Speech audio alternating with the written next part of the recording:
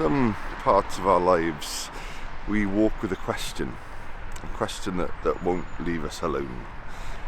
The question of why.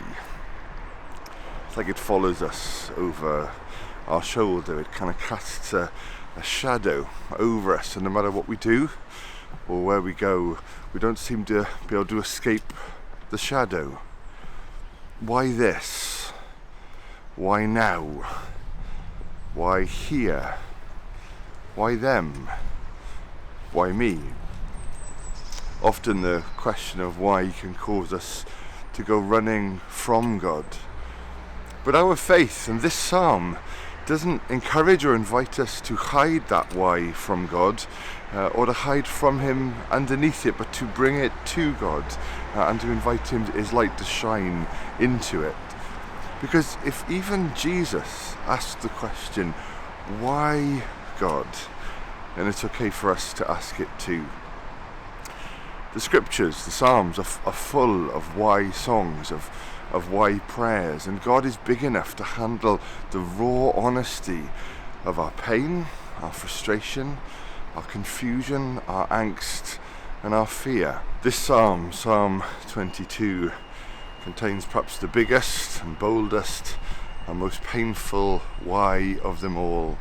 And this Lent we're walking with Jesus through this psalm, the song of the crown and the cross. And this week I want us to think about how we sing his song, this song, when the why is deafening and God feels distant.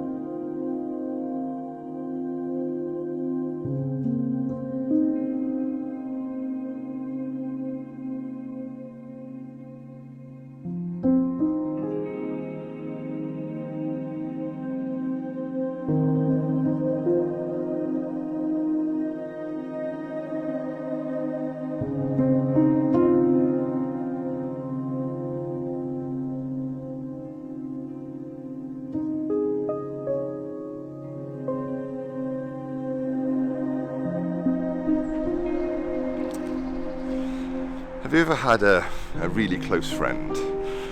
Someone that you've known forever and know completely, you know everything there is to know about them until you don't. And then they tell you something huge about themselves, about their past or about their character that you never knew. Or they do something you never thought they'd want to do. Or they don't do something that you always expected them to do.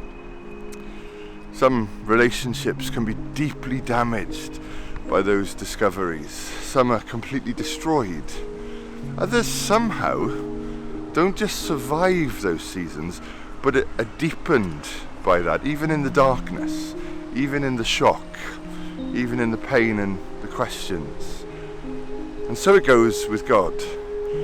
Psalm 22 shows us how to worship through the why. Not by pushing the pain away and pretending it's not there. Not by pretending the why is unimportant or doesn't matter. But by reminding ourselves of who God is and who God is to us.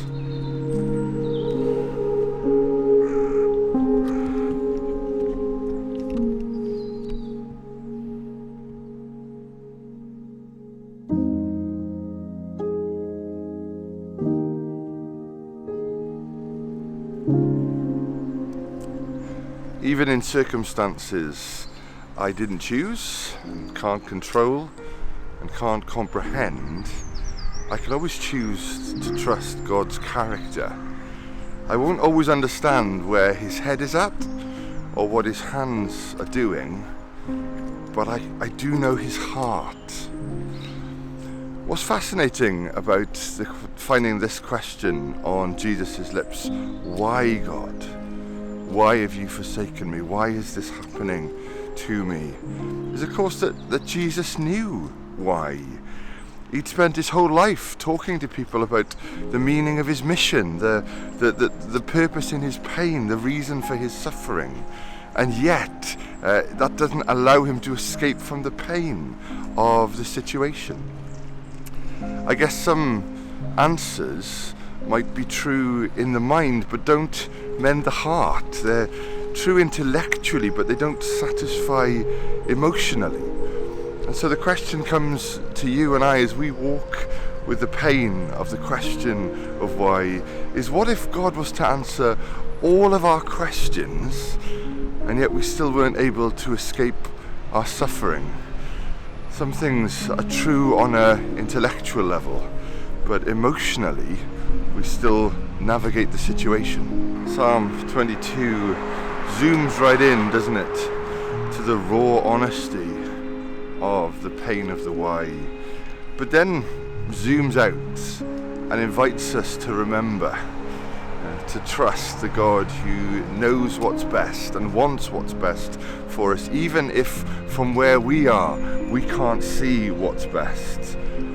It's not wrong to ask why. Jesus shows us, the song of the cross and the crown shows us it's not wrong to ask why. In fact, it keeps the conversation alive. It keeps our relationship with him alive. It keeps our faith and our hope alive. God would much rather us run towards him with our questions than run away from him, to keep talking to him rather than just talk about him. Because the reality is, truth is not merely a principle that solves the riddle. It's a person who offers us a relationship that is deeper than explanations, that offers us hope and healing more than explanations or words ever could. The answer is Jesus. He gets it. He feels your pain. He knows your angst and your anger, your frustration, your hurt. He's been there. And more than that, because of the cross, he has absorbed that into himself and is able to lead us out, to lead us on, and to lead us through. Here at the cross, his suffering and his struggle are really wrestling for us a resolution and a redemption that is what we really need. The biggest mystery of them all, the biggest why in the universe, is why this God of perfection and purity and power would love us. And yet here at the cross, it's stamped in our history, it's written in blood.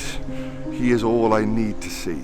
See, like this psalm and like the cross, our own why God is real and often raw, but it is not the whole song. Our questions are not the whole story. Even in the darkness, there is a thread of trust, a flicker of faith, a memory of mercy. And if even on the cross, even Jesus holds on to that same thread, then we can too.